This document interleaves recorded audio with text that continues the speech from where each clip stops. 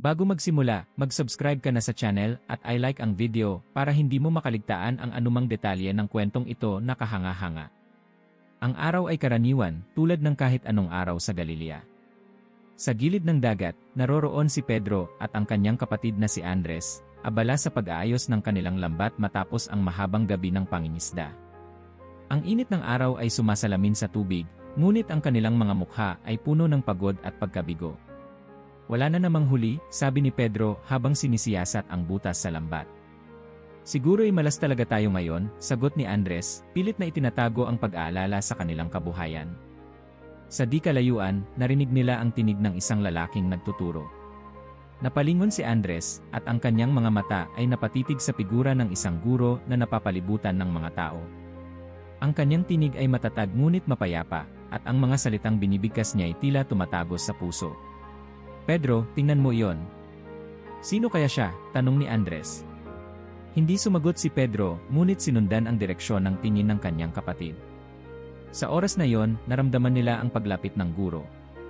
Ang lalaking ito, si Jesus, ay huminto sa harapan nila at mumiti. Halina kayo, sumunod kayo sa akin, wika ni Jesus. Gagawin ko kayong mga mangingisda ng tao. Hindi maipaliwanag ni Pedro ang bigat ng mga salitang iyon, ngunit sa di malamang dahilan, tumindig siya mula sa kanyang lugar at iniwan ang lambat. Andres, sabi ni Pedro, na tila nagising mula sa pagkakahimbing, sumama tayo.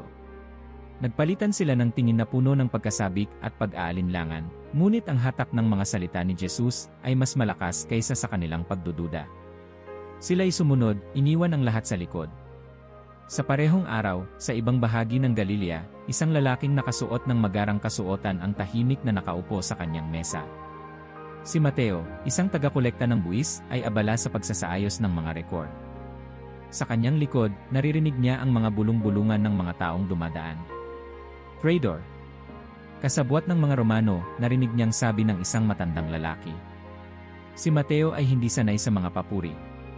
Sa halip, sanay siyang mabuhay sa gitna ng galit at panghuhusga. Ngunit sa araw na iyon, ang pintuan ng kanyang opisina ay bumukas, at pumasok si Jesus, walang pasintabi. Tayo na, Mateo.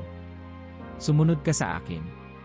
Ang kanyang mga kamay ay nanatili sa ibabaw ng mesa, nanginginig sa labis na pagtataka. Ano ang nakikita ng lalaking ito sa kanya?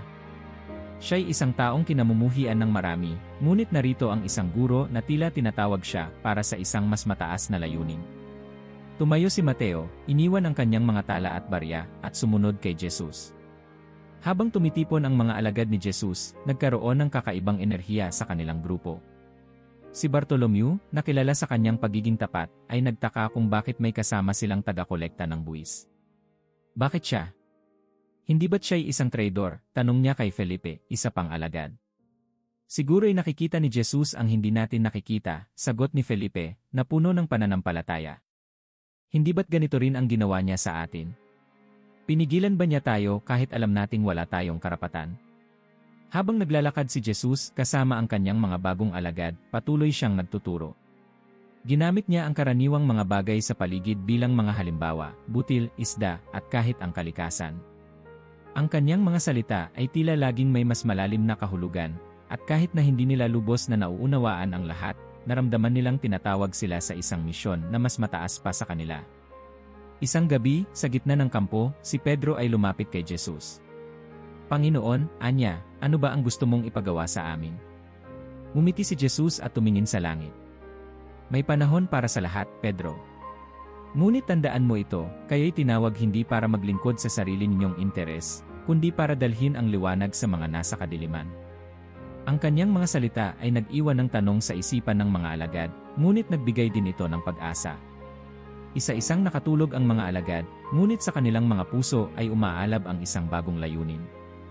Ang unang liwanag ng araw ay tumama sa mga bundok ng Galilea, at ang mga alagad ni Jesus ay nagsimulang magtipon sa tabi ng lawa. Nakatitig sila kay Jesus na nakaupo sa isang bato, pinagmamasdan ang kanilang guro habang nagdarasal. Ang katahimikan ng umaga ay parang kasiguraduhan, isang paalala na ang kanilang buhay ay nagbago magpakailanman. Isang araw, habang nagtuturo si Jesus sa tabi ng lawa, dumami ang mga tao na dumagsa upang makinig. Tumayo si Pedro, hawak ang isang lumang lambat, pinagmamasdan ang karamihan. Napansin niya si Jesus na papalapit. Pedro, wika ni Jesus, ipasok mo ang iyong bangka sa mas malalim na tubig at ihulog mo ang lambat. Napanganga si Pedro. Panginoon, magdamag kaming nagtrabaho at wala kaming nahuli. Ngunit ang mga mata ni Jesus ay puno ng katiyakan. Tumango si Pedro kahit na puno ng alinlangan at sinunod ang utos. Sa paghulog ng lambat, naramdaman nila ang biglang bigat nito. Nagsimulang sumigaw si Andres. Pedro! Tignan mo, sigaw niya habang ang lambat ay halos mapunit sa dami ng isda. Napuno ang bangka ng mga isda, halos lulubog sa bigat. Napaluhod si Pedro sa harapan ni Jesus. Panginoon, lumayo ka sa akin. Ako'y isang makasalanan. Ngunit ngumiti si Jesus. Huwag kang matakot, Pedro. Mula ngayon, ikaw ay mamimingwit ng tao. Habang sila'y naglalakbay mula sa isang bayan patungo sa susunod, lalong dumadami ang sumusunod kay Jesus. Isang araw, isang malaking grupo ang nagtipon sa isang kabukiran upang makinig sa kanyang pagtuturo. Nakita ni Felipe ang mga tao at lumapit kay Jesus. Panginoon, sabi ni Felipe, may higit 5,000 tao dito. Paano natin sila pakakainin? Ngumiti si Jesus at tumingin sa kanya. Felipe, saan tayo bibili ng tinapay para sa kanila? Napatigil si Felipe. Panginoon, kahit 200 denaryo'y hindi sapat para mabigyan sila ng kahit isang piraso. Narinig ni Andres ang usapan at lumapit, bitbit ang isang batang lalaki. Narito ang isang batang may dalang 5 tinapay at 2 isda. Ngunit ano ang silbi nito para sa ganito karaming tao? Ngunit tumingin si Jesus sa langit, nagpasalamat, at pinagpira-piraso ang tinapay at isda. Ibigay ninyo ito sa kanila, utos niya. Habang pinamamahagi ang pagkain, lahat ng tao ay nakatikim.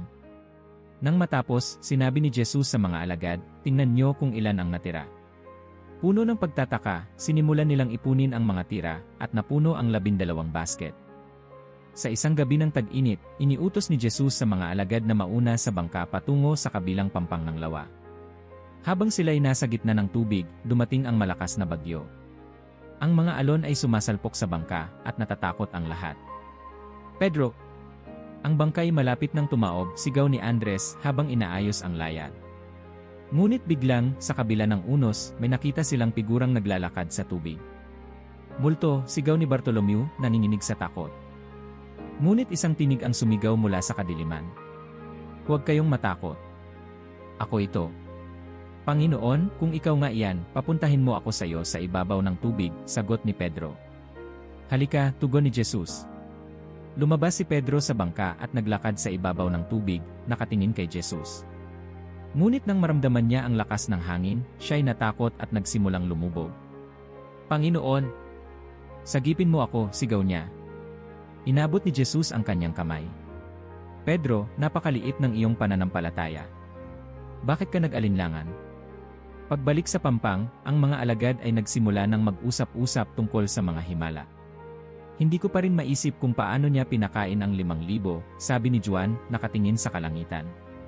Ang lakas niya ilampas sa ating maabot, sagot ni Felipe. Ngunit si Tomas ay tahimik, malalim ang iniisip. Napansin ito ni Mateo. Tomas, ano ang iniisip mo? Hindi ko maipaliwanag ang nakita ko, ngunit hindi ba't karapat-dapat lang na maunawaan natin ang lahat ng ito? Sino nga ba talaga si Jesus? Lumingon si Mateo kay Tomas. Marahil ay panahon na para hindi natin laging subukang intindihin, Tomas. Maraming bagay ang higit sa ating pag-unawa. Sa isang gabi ng pamamahinga, nagtipon ang mga alagad sa paligid ng apoy. Tumayo si Jesus sa gitna nila, hawak ang isang tangkay ng ubas. Ang kaharian ng Diyos, sabi niya, ay tulad ng isang binhi ng mustasa. Bagamat ito ang pinakamaliit sa lahat ng binhi, kapag ito'y lumaki, ito ay nagiging puno na kayang magpatira ng mga ibon sa kanyang mga sanga. Ang kanyang mga salita ay nagdulot ng katahimikan. Si Andres ay tumingin kay Jesus, nakangiti. Panginoon, ang inyong mga salita ay nagbibigay ng liwanag sa aming mga puso. Ngumiti si Jesus at tumingin sa kanyang mga alagad. At kayo, aking mga kaibigan, ang magpapalaganap ng liwanag na ito sa mundo. Ang liwanag ng araw ay nagsimulang sumilip sa mga bundok ng Galilea. Sa taas ng bundok, ang 12 alagad ay tahimik na nakatayo, nakatingin sa kanilang guro na muling nabuhay. Ang hangin ay malamig, ngunit ang kanilang mga puso ay naglalagablab ng damdamin, pagkamangha, pag-aalinlangan, at pananampalataya. Hindi ako makapaniwala, bulong ni Tomas, habang pinapanood si Jesus na naglalakad palapit sa kanila.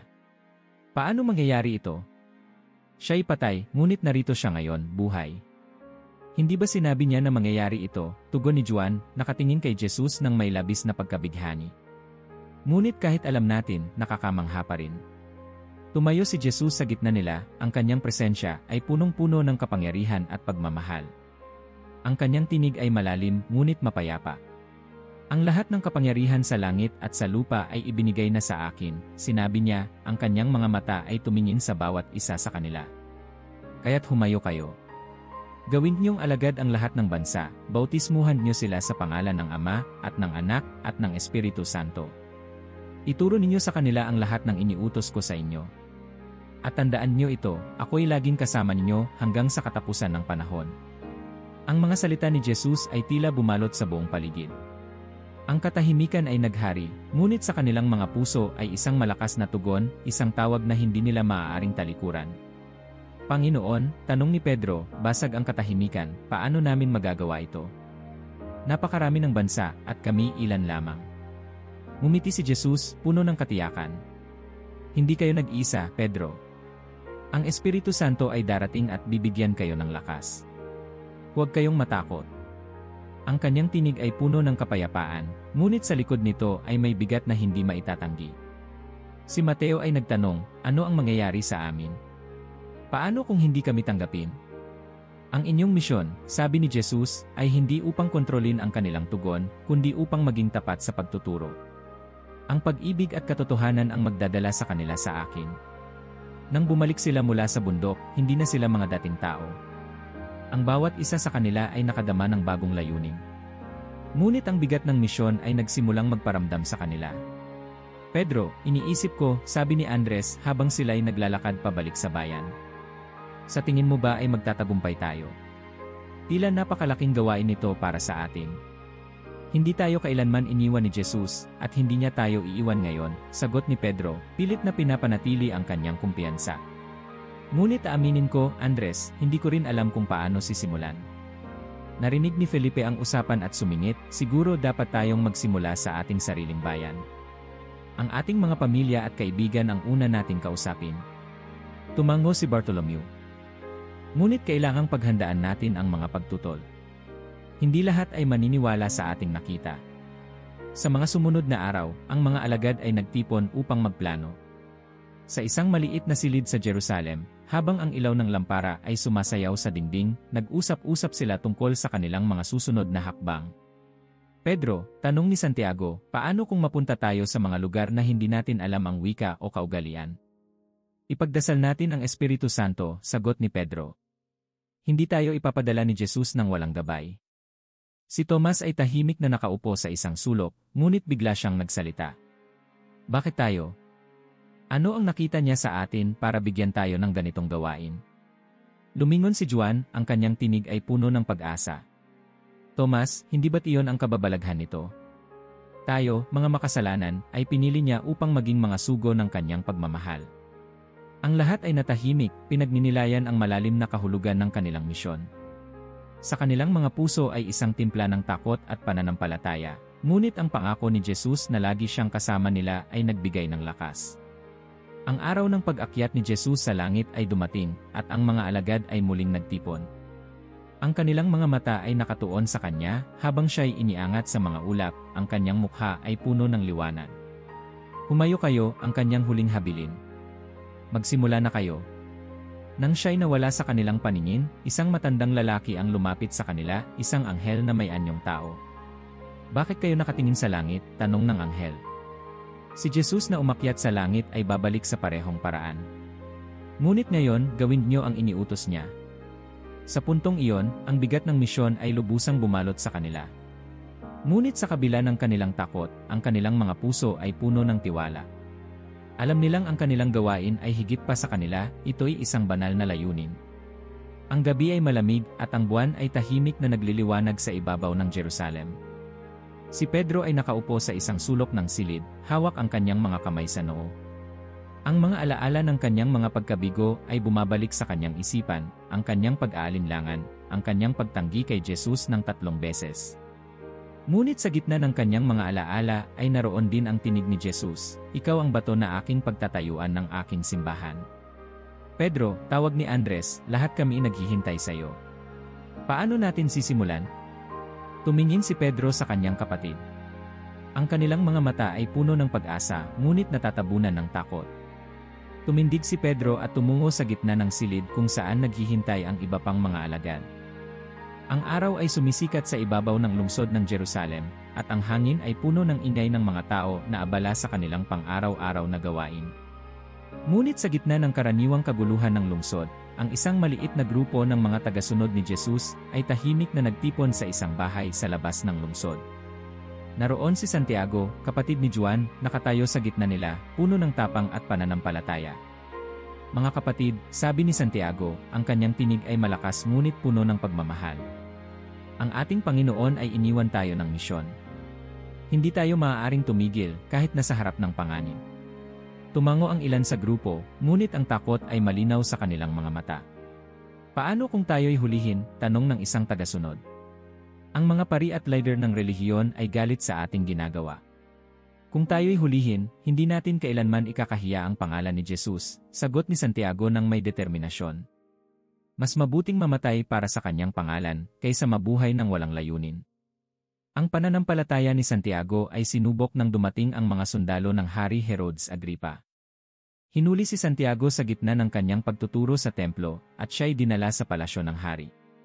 Ang mga tao ay nagtipon upang makita ang mangyayari, at ang mga bulong-bulungan ay kumalat sa buong lungsod.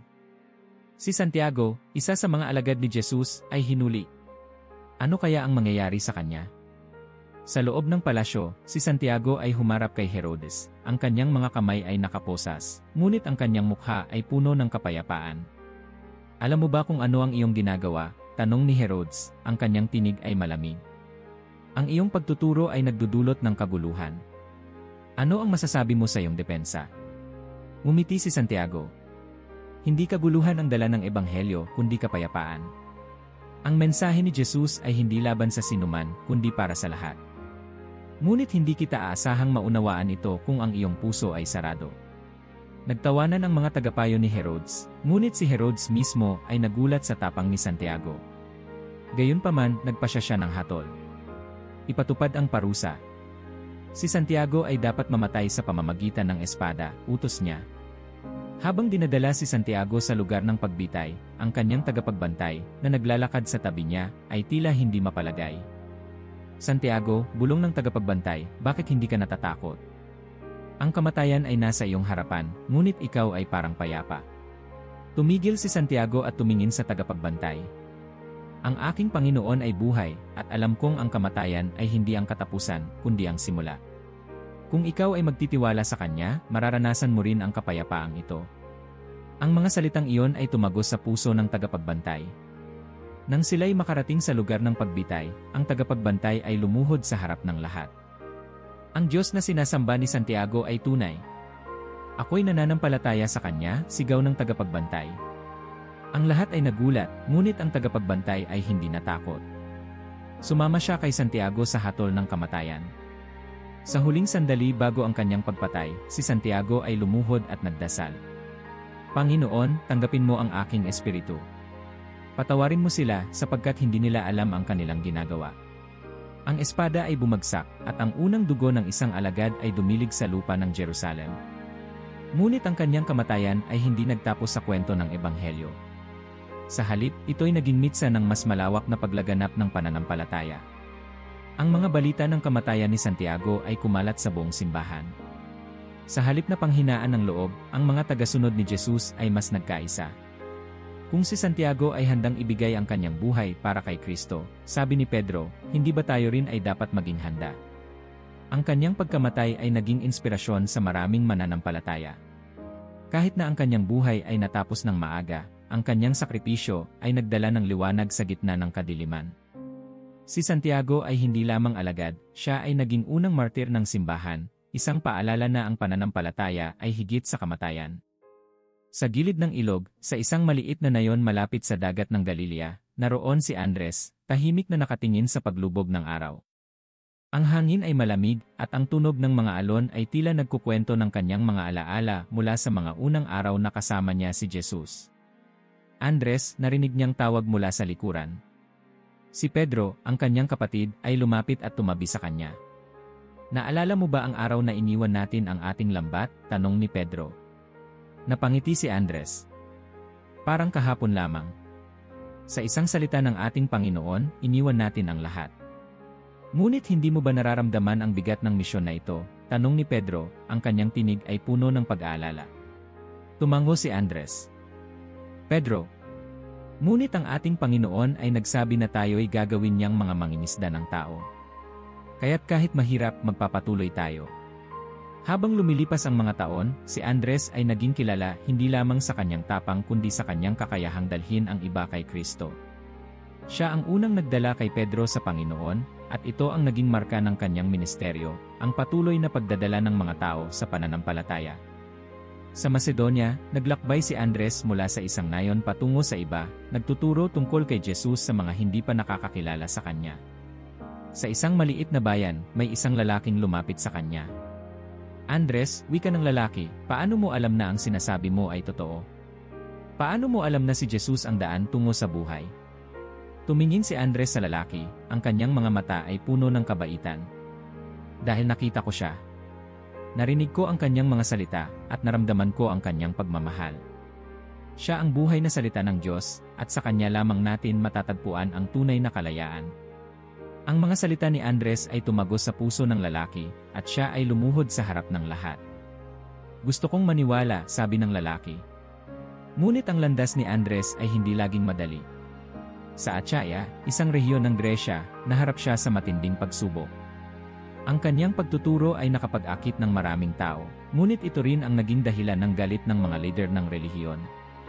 Siya'y inaresto at dinala sa harap ng isang Romanong gobernador. Andres, ikaw ay pinaratangan ng pagsira sa ating mga tradisyon. Ano ang masasabi mo sa iyong depensa? Tanong ng gobernador.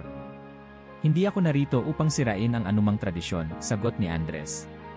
Narito ako upang ipahayag ang katotohanan, na si Jesus ay ang daan, ang katotohanan, at ang buhay. Ang kanyang pag-ibig ay para sa lahat, kabilang ka. Nagalit ang gobernador sa sagot ni Andres. Kung ayaw mong huminto sa iyong pagtuturo, ikaw ay hahatulan ng kamatayan. Ngunit hindi natakot si Andres. Ang aking buhay ay hindi sa akin. Ito'y para sa aking Panginoon. Kung ang kamatayan ang kapalit ng pagtupad sa kanyang kalooban, handa akong harapin ito. Sa araw ng kanyang kamatayan, si Andres ay dinala sa isang krus na hugis na, sa halip na takot, isang ngiti ang nakita sa kanyang mukha habang nilalapit siya sa krus. Salamat, Panginoon, bulong niya, dahil pinahintulutan mo akong maranasan ang krus na ito. Huwag mo akong hayaang mapahiwalay sa iyo kahit sa aking huling sandali. Habang siya'y ipinapako, nagtipon ang mga tao upang makita ang kaganapan. Ngunit sa halip na manahimik, patuloy na nangaral si Andres habang siya'y nakapako sa krus. Mga kapatid, sigaw niya, huwag kayong matakot sa kamatayan. Si Jesus, ang anak ng Diyos, ay nabuhay mula sa mga patay. Siya ang ating pag-asa at kaligtasan. Kailangan nating magtiwala sa ipinangako ni Jesus, sabi niya, ang kanyang tinig ay nanginginig ngunit puno ng determinasyon. Hindi natin ito magagawa ng mag-isa, ngunit ipapadala niya ang Espiritu Santo upang tayo'y bigyan ng lakas. Dumating ang araw ng Pentecostes. Ang maliit na silid ay napuno ng isang malakas na tunog, parang isang ihip ng hangin na pumuno sa buong lugar. Ang mga alagad ay napuno ng kakaibang apoy, isang apoy na hindi nakakasunog kundi nagbibigay liwanag. Ang bawat isa sa kanila ay nakaramdam ng kakaibang lakas at tapang. Si Pedro ang unang tumayo. Lumabas siya sa silid, at ang kanyang mga mata ay nagliwanag sa dami ng mga taong nagtipon sa labas. Mga kapatid, sigaw ni Pedro, ang kanyang tinig ay malakas at puno ng tapang. Makinig kayo. Ang nangyayari ngayon ay katuparan ng sinabi ni Propeta Joel, ang Espiritu ng Diyos ay ibubuhos sa lahat ng laman. Habang nagsasalita si Pedro, ang mga tao ay tila nawalan ng galaw. Ang kanyang mga salita ay parang espada na tumatagos sa kanilang puso. Isa sa mga tagapakinig ang sumigaw, ano ang dapat naming gawin? Magsisi kayo, sagot ni Pedro, at magpabautismo sa pangalan ni Jesucristo upang mapatawad ang inyong mga kasalanan. Sa araw na iyon, 3,000 tao ang nagpabautismo. Ang simbahang itinayo ni Jesus ay nagsimula ng lumago, at si Pedro ang naging haligi nito. Ngunit ang tagumpay ay hindi laging madali. Sa gitna ng kanilang misyon, si Pedro at Juan ay dinala sa harapan ng mga leader ng relihiyon. Sa anong kapangyarihan kayo gumagawa ng mga himala? Tanong ng mataas na pari, ang kanyang tinig ay puno ng galit. Tumingin si Pedro, puno ng lakas mula sa Espiritu. Sa pangalan ni Jesucristo ng Nazareth, ang inyong ipinako sa krus ngunit muling nabuhay. Siya ang naging batong panulok ng ating pananampalataya. Nagulat ang mga leader sa tapang ni Pedro. Alam nilang siya ay isang ordinaryong tao lamang, ngunit ang kanyang mga salita ay puno ng kapangyarihan na hindi maitatanggi. Mag-ingat kayo sa inyong ginagawa, banta ng mataas na pari. Huwag kayong magsasalita muli tungkol kay Jesus. Ngunit si Pedro ay tumindig, ang kanyang mga mata ay puno ng pag-asa. Mas mabuti bang sundin namin kayo kaysa sa Diyos? Hindi namin maaaring ipigil ang pagsasalita tungkol sa nakita at narinig namin. Sa loob ng maraming taon, si Pedro ay naglakbay mula sa isang bayan patungo sa iba pa, nagtuturo at nagbabahagi ng ebanghelyo. Sa Roma, ang sentro ng imperyo, naramdaman niya ang lalim ng kanyang misyon. Ngunit naramdaman din niya ang panganib na paparating. Isang gabi, habang siya'y nananalangin, naramdaman niya ang bigat ng kanyang krus. Ang kanyang mga mata ay tumingin sa langit. Panginoon, bigyan mo ako ng lakas na tapusin ang aking tungkulin. Sa Roma, si Pedro ay hinuli at ikinulong sa ilalim ng utos ni Nero. Sa kanyang huling araw, ang kanyang mukha ay puno ng kapayapaan habang dinala siya sa lugar ng kanyang kamatayan. Pedro, mayroon ka bang huling hiling? Tanong ng sundalo. Mayroon, sagot ni Pedro. Ako'y hindi karapat-dapat mamatay tulad ng aking Panginoon. Ako'y inyong ipako ng patiwari. Ang mga sundalo ay nagulat sa kanyang hiling, ngunit sinunod nila ito. Sa kanyang huling sandali, si Pedro ay tumingin sa langit, ang kanyang mga labi ay puno ng panalangin. Panginoon, sa iyo ko inaalay ang aking buhay. At doon, sa krus na patiwarik, nagtapos ang buhay ni Pedro. Ngunit ang kanyang pananampalataya, ang kanyang tapang, at ang kanyang mga gawa ay naging pundasyon ng simbahan na kanyang iniwan. Ang kanyang apoy ay hindi kailanman namatay, ngunit patuloy na nag-alab sa puso ng bawat mananampalataya. Ang huling liwanag ng araw ay unti-unting naglaho sa kalangitan, habang si Juan, ang pinakabatang alagad, ay tahimik na nakaupo malapit sa pampang ng dagat ng Galilea. Ang kanyang mga mata ay nakatuon sa kalmado ng tubig, ngunit ang kanyang isipan ay puno ng mga alaala. Naalala niya ang araw na tinawag siya ni Jesus, kung paano ang kanyang simpleng buhay bilang mangingisda ay nagbago magpakailanman. Juan, halika, narinig niya si Pedro na tumawag mula sa di kalayuan. Ang lahat ay naghihintay sa iyo. Tumindig si Juan, ang kanyang puso ay puno ng tapang at pag-asa. Kahit na siya ang pinakabata sa mga alagad, alam niyang hindi siya dapat magpahuli. Sa puso niya ay ang layunin na ipagpatuloy ang mga aral ng kanyang guro. Lumipas ang mga taon, at si Juan ay nagpatuloy sa kanyang misyon, kasama ang iba pang mga alagad. Ang kanyang malapit na kaugnayan kay Jesus ay nagbigay sa kanya ng lakas sa harap ng maraming hamon. Sa gitna ng pagsubok, lagi niyang naaalala ang mga salitang binitiwan ni Jesus noong huling hapunan, "Aking iniwan sa inyo ang bagong utos, magmahalan kayo tulad ng pagmamahal ko sa inyo." Sa Efesus, si Juan ay nagturo ng ebanghelyo ng may tapang. Ang mga tao ay natipon upang pakinggan ang kanyang mga salita, at bawat kwento tungkol kay Jesus ay parang buhay na bumabalik sa kanila. Si Jesus ay hindi lamang guro, wika ni Juan sa isang grupo ng tagapakinig. Siya ang buhay na salita ng Diyos. Sa kanya, natagpuan natin ang tunay na liwanag. Ngunit ang kanyang misyon ay hindi laging tahimik. Isang araw, ang mga sundalo ng Roma ay dumating upang dakpin siya. Ang kanyang mga turo ay nagdulot ng pagkabahala sa mga opisyal ng imperyo, at nais nilang patahimikin siya. Siya'y ipinatapon sa isla ng Patmos, isang malupit at tigang na lugar kung saan siya'y pinahirapan ng kalikasan at pagkakulong. Habang nag-iisa sa Patmos, si Juan ay madalas na naglalakad sa dalampasigan. Sa gitna ng kanyang kalungkutan, nararamdaman niya ang presensya ng Diyos. Isang araw, habang siya'y nananalangin, isang napakaliwanag na liwanag ang pumuno sa paligid. Bumagsak siya sa lupa, ngunit isang tinig ang narinig niya, malakas ngunit puno ng awa. Juan, wika ng tinig, isulat mo ang iyong nakikita. Ito'y magiging patotoo sa mga darating na henerasyon. Sa mga susunod na araw, si Juan ay nakatanggap ng mga pangitain, mga imahe ng langit, ng pagtatagumpay ng Diyos, at ng wakas ng panahon. Ang kanyang mga mata ay nakakita ng mga bagay na higit pa sa kayang maunawaan ng tao. Ang kanyang mga kamay ay mabilis na nagsulat, at bawat salita ay puno ng inspirasyon. Habang ang araw ay lumubog sa Patmos, si Juan ay nagbuntong hininga, hawak ang kanyang mga sulat. Napangiti siya, kahit na ang kanyang mukha ay puno ng mga linya ng pagod at hirap.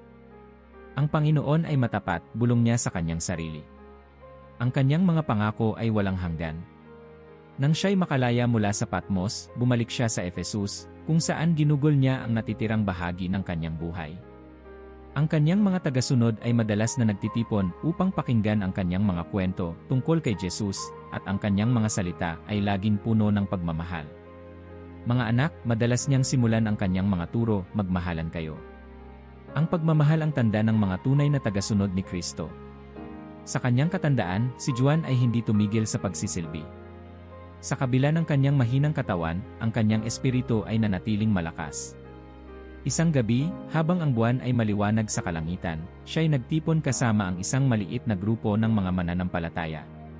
Kapag dumating ang araw na ito ay matapos para sa akin, sabi niya, alalahanin niyo ang sinabi ni Jesus, ako ang muling pagkabuhay at ang buhay.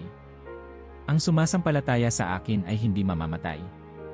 Habang sila'y nanalangin, si Juan ay pumikit, at sa huling pagkakataon, nakita niya sa kanyang isipan ang mukha ni Jesus. Ang kanyang puso ay puno ng kapayapaan. Si Juan ang huling alagad na nabuhay. Ngunit ang kanyang buhay, pati na ang kanyang mga sinulat, ay naging liwanag na gumabay sa simbahan sa gitna ng mga hamon at pag-uusig. Sa bawat salinlahi, ang kanyang patotoo ay nagpapaalala sa mundo ng pagmamahal ni Kristo, isang pagmamahal na walang katapusan. Sa loob ng 2 araw, si Andres ay nanatili sa krus, nanghihina ngunit hindi nawala ng lakas upang magpatotoo. Sa kanyang huling hininga, tumingin siya sa langit. Panginoon, tinapos ko ang laban. Ngayon, tanggapin mo ako sa iyong kaharian. Ang kanyang kamatayan ay naging isang makapangyarihang saksi. Ang krus na Hugislas, na kilala ngayon bilang T-Krus ni San Andres, ay naging simbolo ng kanyang pananampalataya at sakripisyo. Ang kanyang kwento ay nagbigay inspirasyon sa mga mananampalataya, na patuloy na ipinapahayag ang ebanghelyo sa kabila ng pag-uusig. Si Andres, ang mangingisda ng tao, ay nagbigay ng halimbawa ng isang buhay na buo ang pagtitiwala sa Panginoon, at isang kamatayang nagdulot ng liwanag sa gitna ng kadiliman. Sa maagang liwanag ng araw, habang ang tubig ng Galilea ay tila kristal sa ilalim ng araw, si Tomas ay nakaupo sa tabi ng dagat, tahimik na nagmumuni-muni. Sa kanyang mga mata ay ang alaala ng araw na muling nagpakita si Jesus pagkatapos ng kanyang pagkabuhay. Ang kanyang kilalang pagdududa noon ay tila isang anino na ngayon ay nagbibigay liwanag sa kanyang pananampalataya. Kung hindi ko mahahawakan ang kanyang mga sugat, hindi ako maniniwala, narinig niyang muli ang sarili niyang sinabi noong una. Ngunit naalala rin niya ang sagot ni Jesus. Tomas, huwag kang magduda kundi maniwala. Isang ngiti ang gumuhit sa kanyang labi. Ang pagdududa ay naging bahagi ng kanyang kwento, ngunit iyon din ang nagdala sa kanya sa mas matibay na pananampalataya. Hindi nagtagal, si Tomas ay nagpasya na maglakbay upang dalhin ang mensahe ni Jesus sa mga lugar na hindi pa naabot ng ibang mga alagad. Ang kanyang mga paa ay nagtungo sa hindi pa kilalang lupain ng India. Habang ang karamihan sa mga alagad ay nanatili malapit sa rehiyon ng Mediterranean, si Tomas ay tumungo sa silangan, kung saan ang wika, kultura, at relihiyon ay kakaiba. Sa kanyang pagdating sa India, natagpuan niya ang isang lugar na puno ng mga tao na hindi pa naririnig ang pangalan ni Jesus. Sa gitna ng isang palengke, habang ang ingay ng kalakalan at usapan ay bumabalot sa paligid, tumindig si Tomas at nagsalita. Mga kaibigan, nais ko kayong ipakilala sa isang Diyos na nagmahal sa atin ng higit sa anumang bagay. Siya ang nagbigay ng kanyang buhay upang tayo'y maligtas. Ang ilan ay tumigil upang makinig, habang ang iba'y nagpatuloy sa kanilang ginagawa. Isang lalaki ang lumapit sa kanya. Sino ka? At bakit kami makikinig sa iyo? Tanong nito, ang kanyang mga mata ay puno ng pag-aalinlangan. Ako si Tomas, isa sa mga saksi ng muling nabuhay na Kristo. Ang mensahe ko ay hindi sa akin, kundi sa kanya. Ako'y dumating dito hindi upang magdala ng bagong relihiyon, kundi upang magbahagi ng pagmamahal na walang hanggan. Ang lalaki ay tahimik na nag-isip, at sa mga susunod na araw, bumalik siya upang makinig muli. Ang isa-isang mga tao ay nagsimulang lumapit kay Tomas, at ang kanyang salita ay unti-unting nagbigay ng pag-asa sa mga nakikinig. Habang ang kanyang ministeryo ay lumalawak, si Tomas ay naharap sa maraming pagsubok. Isang araw, isang grupo ng mga lider relihiyoso ang humarap sa kanya. Tomas, sabi ng isa sa kanila, ang iyong mga turo ay sumasalungat sa aming mga kaugalian. Kung hindi ka titigil, ikaw ay magdudusa. Ngunit tumindig si Tomas ng buong tapang. Hindi ko maaaring itigil ang pagsasalita tungkol sa katotohanang nakita ko. Si Jesus ay ang daan, ang katotohanan, at ang buhay. At ito'y hindi lamang para sa akin, kundi para sa lahat. Ang kanyang tapang ay nagdala ng takot sa kanyang mga kalaban, ngunit nagdulot din ito ng inspirasyon sa marami. Ang mga tao ay nagsimulang magtipon sa paligid niya, at ang kanilang pananampalataya ay lumago. Si Tomas ay naging isang haligi ng simbahan sa India. Ngunit dumating ang araw na ang kanyang misyon ay haharap sa pinakamalaking hamon. Sa isang nayon malapit sa lungsod ng Malapur, si Tomas ay pinilit na tumakas mula sa mga tumututol sa kanyang turo. Sa kanyang pagtakas, nakarating siya sa isang burol kung saan siya ay pinaligiran ng kanyang mga kalaban. Tomas, huminto ka na, sigaw ng isa sa kanila. Ngunit si Tomas ay hindi umatras. Sa halip, lumuhod siya at nagdasal. Panginoon, sa iyo ko iniaalay ang aking buhay. Huwag mong hayaang ang aking kamatayan ay maging walang kabuluhan. Naway ang dugo ko'y maging patotoo ng iyong pagmamahal. Sa kanyang huling sandali, siya ipinana ng kanyang mga kaaway. Ang kanyang huling hininga ay isang panalangin, at ang kanyang buhay ay naging isang sakripisyong nagbigay ng inspirasyon sa marami. Ang kanyang pagkamatay ay hindi nagtapos sa kanyang kwento. Ang mga Kristiyano sa India ay nagpatuloy sa kanyang misyon, at ang kanyang alaala ay nanatiling buhay sa kanilang pananampalataya. Ang mga simbahan na itinatag niya ay naging mga haligi ng pananampalataya, at ang kanyang pangalan ay naging simbolo ng tapang at pagsasakripisyo.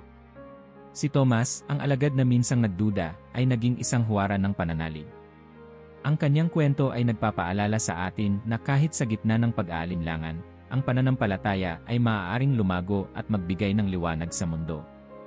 Ang araw ay sumisikat sa isang mapayapang bayan sa Armenia, kung saan naroon si Bartolomeo, tahimik na nagdarasal sa lilim ng isang punong kahoy. Ang hangin ay malamig, ngunit ang kanyang puso ay puno ng init ng pananampalataya. Siya ang alagad na kilala sa kanyang tapat at wagas na puso, isang taong inialay ang lahat para sa misyon ng Panginoon. Isang batang lalaki ang tumakbo papalapit, humihingal sa pagmamadali. Bartolomeo, may mga tao sa bayan na gustong marinig ang tungkol kay Jesus. Tumayo si Bartolomeo at mumiti. Halikayo, ipapakilala ko sa kanila ang tunay na liwanag. Sa bayan, nagtipon ang mga tao upang makinig sa kanyang mga salita. Sa gitna ng karamihan, may isang grupo ng mga pari na tahimik na nagmamasid, ang kanilang mga mata ay puno ng galit. Ang mensahe ni Bartolomeo ay nagdudulot ng pagbabago sa kanilang komunidad, at ito ay kanilang ikinababahala. Mga kaibigan, sabi ni Bartolomeo, ang kanyang tinig ay puno ng pagmamahal, ang Diyos na ating sinasamba ay hindi isang malayong nilalang. Siya'y naging tao sa pamamagitan ni Jesus, at sa kanyang sakripisyo, tayo'y iniligtas mula sa kasalanan. Ang kanyang mga salita ay parang isang apoy na sumilab sa puso ng marami. Ngunit para sa mga lider relihiyoso ng lugar, ito'y isang banta. Kinagabihan, habang si Bartolomeo ay nananalangin, isang grupo ng mga sundalo ang dumating sa kanyang tirahan. Siya'y hinuli at dinala sa harap ng hari, si Haring Astyages, na nagalit sa epekto ng kanyang mga turo. Bartolomeo, sabi ng hari, ang iyong mga salita ay nagdudulot ng kaguluhan. Pinapalayo mo ang aking mga tao sa kanilang mga Diyos. Tumigil ka o haharapin mo ang kamatayan. Ngunit tumindig si Bartolomeo nang walang takot. Hindi ako makakapagsinungaling, mahal na hari. Ang Diyos na aking sinasamba ay ang Diyos ng katotohanan. Ang mga Diyos na ito'y gawa ng kamay ng tao. Ngunit ang Panginoon ay buhay at siya lamang ang dapat sambahin. Ang galit ng hari ay lalo pang lumalim. Kung gayon, ihanda ang parusa, sigaw niya. Si Bartolomeo ay dinala sa isang lugar ng paghuhukom, kung saan siya ay haharap sa pinakabrutal na kamatayan. Habang ang kanyang katawan ay pinahihirapan, siya ay nanatiling matatag. Ang kanyang tinig ay patuloy na umaawit ng papuri sa Diyos, kahit na ang kanyang katawan ay nagdurusa. Panginoon, patawarin mo sila, wika ni Bartolomeo, ang kanyang tinig ay mahina ngunit malinaw. Hindi nila nalalaman ang kanilang ginagawa. Tanggapin mo ang aking espiritu. Ang kanyang huling hininga ay isang panalangin, at ang kanyang pagkamatay ay naging patotoo ng kanyang matibay na pananampalataya. Ngunit ang kanyang kwento ay hindi natapos sa kanyang kamatayan. Ang mga taong nakasaksi ng kanyang sakripisyo ay naantig sa tapang at pananampalataya ni Bartolomeo. Ang ilan sa kanila, kabilang ang mga sundalo na nagdala sa kanya sa lugar ng parusa, ay nagtanong sa kanilang mga puso. Sino ang Diyos na ito na karapat-dapat sa ganitong uri ng sakripisyo? Ang mga alaalang iniwan ni Bartolomeo ay nagbigay ng inspirasyon sa maraming henerasyon. Sa bawat sulok ng armya, ang kanyang pangalan ay naging simbolo ng katapatan at sakripisyo. Ang kanyang kamatayan ay hindi pagkatalo, kundi isang tagumpay na nagdala ng liwanag sa gitna ng kadiliman. Si Bartolomeo, na kilala bilang isang alagad na may wagas na puso, ay naging isang halimbawa ng tunay na pananampalataya. Ang kanyang kwento ay nagpapaalala sa atin na ang pagmamahal sa Diyos ay higit pa sa anumang takot, at ang sakripisyo para sa kanya ay nagdadala ng buhay na walang hanggan. Ang araw ay sumisikat sa ibabaw ng masikip na lansangan ng Capernaum, at si Mateo ay nakaupo sa kanyang mesa ng koleksyon ng buwis, hawak ang kanyang mga tala. Ang kanyang mga mata ay nakatingin sa mga barya sa harap niya, ngunit ang kanyang isip ay tila nasa ibang lugar. Naririnig niya ang bulong-bulungan ng mga tao sa paligid, mga galit na boses na puno ng paghamak sa kanya. Traidor, bulong ng isang matanda habang dumadaan. Kinakampihan niya ang mga Romano habang tayo'y naghihirap. Ngunit sa araw na yon, isang tinig ang bumasag sa kanyang mundo ng tahimik na pag-aalinlangan. Mateo, wika ng tinig, malumanay ngunit puno ng otoridad. Sumunod ka sa akin. Si Mateo ay napatingala, at ang kanyang mga mata ay tumama sa mukha ni Jesus. Hindi niya maipaliwanag kung bakit, ngunit naramdaman niyang parang ang lahat ng bigat sa kanyang balikat ay nawala sa isang iglap. Tumayo siya, iniwan ang lahat at sumunod kay Jesus. Lumipas ang mga taon, at si Mateo ay naging masugid na tagasunod ng Panginoon. Mula sa isang buhay na puno ng yaman at galit ng kanyang mga kababayan, natagpuan niya ang isang layunin na higit pa sa anumang kayamanan. Sa bawat bayan na kanyang pinuntahan, kanyang ibinahagi ang ebanghelyo, at sa bawat salita ay naramdaman niya ang patuloy na pagbabagong ginagawa ng Panginoon sa kanyang puso. Isang araw, habang siya ay nagtuturo sa Judea, isang bata ang lumapit sa kanya, hawak ang kamay ng kanyang ina. Gusto ko po sanang malaman ang tungkol kay Jesus, wika ng bata, ang kanyang mga mata ay puno ng pagkasabi. Lumuhod si Mateo upang tumingin sa bata. Si Jesus ay nagmamahal sa iyo tulad ng pagmamahal niya sa ating lahat. Ang kanyang pagmamahal ay walang hanggan at walang kondisyon. Ang kanyang mga salita ay simple ngunit malalim, at ang kanyang kwento ay umabot sa puso ng marami. Ang kanyang layunin ay hindi lamang ipangaral ang ebanghelyo, kundi isulat ito upang maabot ng mga tao kahit saan. Kaya't isinulat niya ang kanyang ebanghelyo, na naglalaman ng mga aral ni Jesus, mga himala, at ang kwento ng kanyang sakripisyo. Ngunit ang buhay ni Mateo ay hindi laging mapayapa. Nang magsimula siyang magtungo sa malalayong lugar upang ipalaganap ang ebanghelyo, naharap siya sa mga hamon na hindi niya inakala. Sa Ethiopia, isang lugar na puno ng kakaibang tradisyon at paniniwala, hinarap niya ang matinding pagtutol. Isang araw, sa gitna ng kanyang pagtuturo sa isang maliit na nayon, dumating ang isang grupo ng mga tagapagtanggol ng lokal na relihiyon. Mateo, sigaw ng isa, ano ang ginagawa mo dito? Hindi mo ba alam na ang iyong turo ay sumisira sa aming paniniwala? Tumindig si Mateo, ang kanyang tinig ay kalmado, ngunit puno ng tapang. Ang aking mensahe ay hindi upang sirain, kundi upang magbigay liwanag. Ang pagmamahal ni Jesus ay para sa lahat, at ang kanyang pag-ibig ay nagdudulot ng kalayaan. Ngunit ang kanyang mga salita ay hindi tinanggap ng lahat. Siya'y hinuli at dinala sa harap ng isang lokal na pinuno. Mateo, sabi ng pinuno, tumigil ka sa iyong ginagawa o ang iyong buhay ay kukunin. Ngunit si Mateo ay tumingin ng diretsyo sa pinuno, ang kanyang puso ay puno ng kapayapaan. Ang aking buhay ay wala sa aking mga kamay. Ito'y para sa Panginoon. Kung ang kamatayan ang kapalit ng kanyang mensahe, handa akong tanggapin ito. Sa araw ng kanyang kamatayan, si Mateo ay dinala sa gitna ng bayan. Habang naghihintay siya sa kanyang kaparusahan, siya'y nanalangin. Panginoon, wika niya, tanggapin mo ang aking buhay. Naway ang aking kamatayan ay magdala ng liwanag sa kadiliman ng lugar na ito. Ang espada ay bumagsak at si Mateo ay namatay bilang isang martir. Ngunit ang kanyang buhay at ang kanyang sulat ay nag-iwan ng malalim na marka. Ang kanyang ebanghelyo ay naging gabay ng marami upang makilala si Jesus, at ang kanyang kwento ay naging inspirasyon sa mga mananampalataya sa buong mundo. Si Mateo, na dating kinamuhian ng marami, ay naging isa sa mga haligi ng pananampalataya. Ang kanyang kwento ay nagpapaalala sa atin na walang sinuman ang labis na makasalanan upang hindi mabago ng pagmamahal ng Diyos. Ang kanyang buhay ay isang patunay na ang kaligtasan ay para sa lahat, at ang kanyang kamatayan ay isang sakripisyong nagdala ng walang hanggang liwanag. Sa malayong dulo ng Persya, kung saan ang mga disyerto ay tila walang hanggan at ang araw ay matindi, naglakbay si Sim, kilala bilang ang masigasig, at si Judas Tadeo, ang alagad na puno ng pananampalataya. Ang kanilang misyon ay dalhin ang pangalan ni Jesus sa mga lugar kung saan ang kanyang pangalan ay hindi pa naririnig. Ang kanilang paglalakbay ay hindi madali. Sa bawat nayon na kanilang pinuntahan, sinalubong sila ng pag-aalinlangan at takot, ngunit ang kanilang mensahe ay puno ng pag-asa. Sim, wika ni Judas habang sila'y naglalakad sa isang tigang na daan, napakarami pa ng hindi nakakakilala kay Jesus. Minsan iniisip ko, paano natin ito magagawa ng mag-isa? Tumigil si Sim at tumingin sa kanyang kasama. Hindi tayo nag-isa, Judas. Ang Panginoon ay kasama natin. Ang kanyang espiritu ay nagbibigay sa atin ng lakas upang magpatuloy. Sa isang bayan, nagtipon ang mga tao upang pakinggan ang kanilang mga salita. Tumindig si Judas sa gitna ng karamihan, ang kanyang tinig ay malumanay ngunit malakas. Mga kaibigan, anya, ang Diyos na naglikha sa atin ay nagmahal sa atin ng labis na kanyang ipinadala ang kanyang anak upang tayo'y iligtas. Ang kanyang pagmamahal ay higit pa sa anumang takot, at ang kanyang biyaya ay walang hanggan. Ang ilan sa mga tao ay natigilan sa kanilang narinig, ngunit may iba na tumutol. Bakit namin paniniwalaan ang inyong sinasabi? Tanong ng isang lalaki sa likod ng karamihan. Ang aming mga Diyos ay matagal nang nariyan. Sino itong sinasabi ninyong si Jesus? Si Sim nang sumagot, ang kanyang tinig ay puno ng kumpiyansa. Si Jesus ay hindi lamang isang guro o propeta.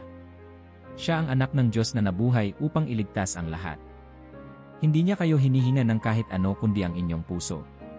Ang kanilang mga salita ay nagdala ng pag-asa sa ilan, ngunit sa iba, ito'y nagdulot ng galit. Ang mga leader ng lugar ay nagtipon upang mag-usap tungkol sa kanila. Isang gabi, habang si Sim at Judas ay nananalangin sa kanilang tirahan, isang grupo ng mga sundalo ang dumating at sila'y hinuli. Dinala sila sa harap ng pinuno ng lugar na nagalit sa kanilang mensahe. Sim, Judas, sabi ng pinuno, kayo ay nagdadala ng kaguluhan sa aming bayan. Ang inyong mga turo ay sumisira sa aming mga tradisyon. Tumigil kayo o kayo'y paparusahan. Ngunit si Judas ay sumagot ng may tapang. Ang aming misyon ay hindi para sa amin. Kami mga lingkod ng Diyos, at ang kanyang katotohanan ay kailanman hindi mapipigilan. Si Sim ay tumingin din sa pinuno. Mas mabuting mamatay kami para sa katotohanan, kaysa mabuhay ng walang kabuluhan. Ang kanilang mga salita ay nagdulot ng mas matinding galit, at sila'y hinatulan ng kamatayan. Sa araw ng kanilang parusa, si Sim at Judas ay dinala sa gitna ng bayan. Ang kanilang mga katawan ay pinalo at sila'y pinahirapan, ngunit hindi sila nagreklamo. Ang kanilang mga labi ay patuloy na nagdarasal. Panginoon, bulong ni Judas, tanggapin mo ang aming buhay. Naway ang aming kamatayan ay magdala ng liwanag sa mga tao. Panginoon, dagdag ni Sim, hayaan mo kaming maging saksi ng iyong walang hanggang pagmamahal. Sila'y pinatay sa paraang brutal, sila'y sinirang buhay. Ngunit sa kanilang huling sandali, ang kanilang mga mata ay nakatingin sa langit, puno ng kapayapaan. Ang kanilang pagkamatay ay nag-iwan ng malalim na marka sa mga taong nakasaksi. Ang tapang at pananampalataya ni Sim at Judas ay nagbigay inspirasyon sa marami upang hanapin ang Diyos na kanilang ipinangaral. Ang kanilang mga sakripisyo ay hindi naglaho ng walang kabuluhan, sapagkat ang ebanghelyo ay patuloy na lumaganap kahit na sa mga lugar na tila imposible. Si Sim, ang masigasig, at si Judas Tadeo, ang matapat na kaibigan, ay naging simbolo ng tapang at pananampalataya. Ang kanilang buhay at kamatayan ay nagbigay ng halimbawa na ang pagmamahal sa Diyos ay higit pa sa anumang takot, at ang kanilang kwento ay nagpapaalala sa atin na ang sakripisyo para sa katotohanan ay laging nagdadala ng liwanag. Ang araw ay sumikat sa Jerusalem, at ang silid ng mga alagad ay puno ng katahimikan. Ang pagkawala ni Judas Iscariote ay nag-iwan ng malaking espasyo sa kanilang grupo, ngunit alam nilang kailangan nilang magpatuloy sa misyon na iniwan sa kanila ni Jesus. Hindi natin maaring pabayaan ang ating tungkulin, wika ni Pedro, tumindig sa gitna ng mga alagad. Ang nasusulat ay dapat matupad. Kailangan nating pumili ng kapalit ni Judas, isang taong nakasama natin mula pa sa simula, na saksi sa lahat ng ginawa ng Panginoon. Sa pagitan ng maraming mga tagasunod, dalawang pangalan ang inilutang, si Barsabas, na tinatawag ding Justo, at si Matias. Ang dalawa ay parehong tapat sa kanilang pananampalataya at malapit sa grupo ng mga alagad. Manalangin tayo, sabi ni Pedro, ang kanyang tinig ay puno ng kumpiyansa, ngunit may kababaang loob. Hayaan nating ang Espiritu ng Diyos ang magpasya. Ang mga alagad ay nagdasal ng taimtim, at sa huli, gumamit sila ng palabunutan upang piliin ang kapalit. Ang pangalan na lumabas ay kay Matias. Matias, sabi ni Pedro, nakangiti habang inilalapit ang kanyang kamay sa bagong alagad, ikaw ang pinili ng Panginoon upang magpatuloy sa kanyang gawain. Tumango si Matias, ang kanyang mga mata ay puno ng kababaang loob. Hindi ko ito magagawa ng mag-isa. Ngunit sa biyaya ng Diyos, magpapatuloy ako. Ang unang mga taon ng ministeryo ni Matias ay ginugol sa Judea, kung saan kanyang itinuro ang ebanghelyo sa mga lugar kung saan ang mga alagad ay bihirang makarating. Siya'y masigasig, laging handang maglakbay sa kahit saan upang maabot ang mga tao. Sa bawat bayan na kanyang pinuntahan, ipinangaral niya ang kaharian ng Diyos at ang mensahe ng kaligtasan. Ang Diyos ay hindi lamang para sa mga Hudyo, madalas niyang sabihin. Siya ay para sa lahat ng tao, anumang lahi o katayuan sa buhay. Ang kanyang mga salita ay puno ng lakas at pag-asa, at marami ang lumapit sa pananampalataya dahil sa kanyang turo. Ngunit tulad ng ibang mga alagad, si Matias ay hinarap ang parehong mga pagsubok at panganib. Sa kanyang pagtuturo sa Ethiopia, naharap si Matias sa matinding oposisyon mula sa mga leader ng relihiyon. Sa isang nayon, siya'y hinuli at dinala sa harap ng isang lokal na pinuno. Matias, sabi ng pinuno, ang iyong mga salita ay nagdudulot ng kabuluhan. Tumigil ka na o ang iyong buhay ay mawawala. Ngunit tumindig si Matias ng walang takot. Ang aking buhay ay nasa kamay ng Panginoon. Kung ito'y kailangang ibigay para sa kanyang pangalan, handa akong tanggapin ang anumang mangyari. Ang kanyang tapang ay nagbigay ng inspirasyon sa ilan sa mga tagapakinig, ngunit sa iba, ito ay nagdulot ng mas matinding galit. Sa huli, si Matias ay dinala sa lugar ng kanyang parusa. Siya'y pinarusahan sa pamamagitan ng paghahampas at pagkatapos ay pinagbabato hanggang sa mamatay. Habang ang kanyang huling hininga ay lumalabas, ang kanyang mga labi ay patuloy na umaawit ng papuri sa Diyos. Panginoon, wika niya sa mahina ngunit malinaw na tinig, naway ang aking kamatayan ay magdala ng buhay sa marami. Salamat sa pagkakataong maglingkod sa iyo. Ang kanyang sakripisyo ay nagbigay ng matinding epekto sa mga tao. Ang kanyang buhay, bagamat maikli, ay naging simbolo ng tapang at pananampalataya. Sa bawat lugar na kanyang pinuntahan, ang mga tao ay patuloy na nagdadala ng kanyang mensahe at inspirasyon. Si Matias, ang piniling magpatuloy, ay nagpamalas ng isang halimbawa ng tunay na pagsunod sa Panginoon. Ang kanyang kwento ay nagpapaalala na kahit ang mga tahimik at hindi kilalang lingkod ay may mahalagang bahagi sa plano ng Diyos. Ang araw ay lumubog sa isang mapayapang gabi sa Jerusalem, at ang mundo ay tila nanahimik. Ang mga alagad ng Panginoon, isa-isa, ay nagbigay ng kanilang mga buhay upang ipalaganap ang kanyang mensahe. Ang kanilang kwento ay hindi lamang mga tala ng sakripisyo at paghihirap, kundi pati na rin ng pananampalataya, pag-asa, at pagbabago. Sa isang maliit na silid, kung saan madalas magtipon ang mga unang mananampalataya, naroon si Juan, ang huling natirang alagad. Ang kanyang mukha ay puno ng linya ng panahon, ngunit ang kanyang mga mata ay nanatiling maliwanag, puno ng alaala ng kanyang mga kapatid sa pananampalataya. Naalala ko sila, wika ni Juan sa isang grupo ng mga mananampalataya na nakikinig sa kanya. Bawat isa sa kanila ay nag-iwan ng hindi malilimutang marka sa mundong ito. Tahimik na naghintay ang lahat, na tila ang bawat salita ni Juan ay mahalagang hiyas. Si Pedro, sabi niya, ang matapang na bato. Bagamat minsan siyang natakot at nagkamali, ang kanyang puso ay laging nasa Panginoon. Ibinigay niya ang kanyang buhay sa Roma, ngunit ang kanyang tapang ay nananatili sa bawat isa sa atin. Tumigil si Juan, ang kanyang tinig ay puno ng damdamin. Si Andres, ang mangingisda ng tao, na laging nagdadala ng mga tao kay Jesus. Ang kanyang kamatayan sa krus ay nagdala ng liwanag sa madilim na lugar na kanyang narating. Patuloy niyang inalala ang bawat isa, si Santiago, ang unang martir, na ang dugo ay nagsilbing binhi ng simbahan, si Tomas, na bagamat nagduda sa una, ay naglakbay ng malayo upang dalhin ang pangalan ni Jesus sa silangan, at si Bartolomeo, na ang wagas na pananampalataya ay naging testamento ng sakripisyo. Habang patuloy siyang nagsalita, ang mga tagapakinig ay tahimik na nakikinig, ang kanilang mga puso ay tinatanggap ang bigat ng bawat kwento. Si Mateo, patuloy ni Juan, ang dating maniningil ng buwis, ay nagbago upang maging tagapaghatid ng salita ng Diyos. At si Matias, na pinili upang punan ang lugar ni Judas, ay naging simbolo ng pananampalataya kahit sa pinakamahirap na pagkakataon. Ngunit nang banggitin niya ang pangalan ni Nasim at Judas Tadeo, huminto si Juan at huminga ng malalim. Sila, na naglakbay ng magkasama, ay nagbigay ng kanilang buhay bilang patotoo na walang takot ang makakatalo sa pananampalataya. Ang kanilang buhay, dagdag ni Juan, ay hindi lamang kwento ng kamatayan, kundi ng muling pagkabuhay. Sila ang nagsimula ng isang bagay na hindi kailanman mapipigilan, ang kaharian ng Diyos na umaabot sa bawat sulok ng mundo. Ang mga nakikinig ay tahimik, ngunit ang kanilang mga puso ay puno ng apoy ng inspirasyon. Isa sa kanila ang nagtanong, Juan, paano natin maipagpapatuloy ang kanilang iniwan? Ngumiti si Juan, ang kanyang mga mata ay nagniningning sa ilalim ng liwanag ng lampara. Ipagpatuloy ninyo ang kanilang ginawa. Magmahalan kayo tulad ng itinuro sa atin ng Panginoon. Ang kanilang sakripisyo ay hindi nasayang kung tayo'y magpapatuloy sa pagdadala ng Ebanghelyo sa lahat ng dako. Habang ang gabi ay lumalalim, si Juan ay nanatiling nakaupo sa tabi ng ilaw, tahimik na nananalangin. Ang kanyang mga alaala ay tila bumabalik sa kanya, hindi bilang bigat, kundi bilang liwanag na nagbibigay lakas sa kanya. Ang mga alagad ay maaaring wala na, ngunit ang kanilang kwento ay hindi natapos. Sa bawat puso na nakakakilala kay Jesus, sa bawat buhay na nabago ng Ebanghelyo, sila'y naroroon, hindi bilang alaala lamang, kundi bilang patuloy na inspirasyon. Ang kanilang pamana ay hindi lamang nakasulat sa mga pahina ng kasaysayan, kundi sa buhay ng bawat mananampalataya.